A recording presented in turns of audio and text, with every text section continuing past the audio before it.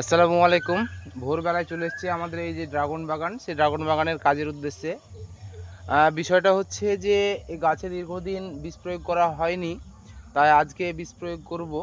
যে ড্রাগন যে ফল বা ড্রাগন যে গাছ, সেই গাছে তত পরিমাণে বীজ প্রয়োগ করতে হয় না। আমার যে চোখের দেখা যে সমস্ত ফসলগুলো আমি দেখেছি পর্যন্ত আমি, তাতে ড্রাগনই একমাত্র ফসল যেখানে খুব একটা বীজ প্রয়োগ করতে হয় না।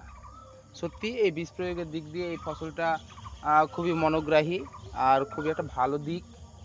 তো থ্যাংক ইউ। এখন আমি এই যে আমার ঘাড়ে দেখছেন বিষের ঢপ, আর বিষের ঢপ নিয়ে এই যে আমার যে জমি, বাগানের পাশেই জমি, আর পাশেই দেখুন লিচু বাগান। আর এই জমিটাতে আজকে এই বীজটা প্রয়োগ করব।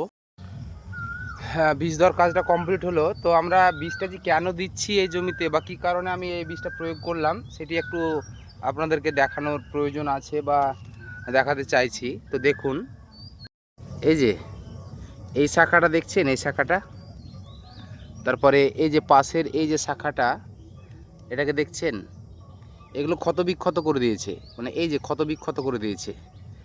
এগুলো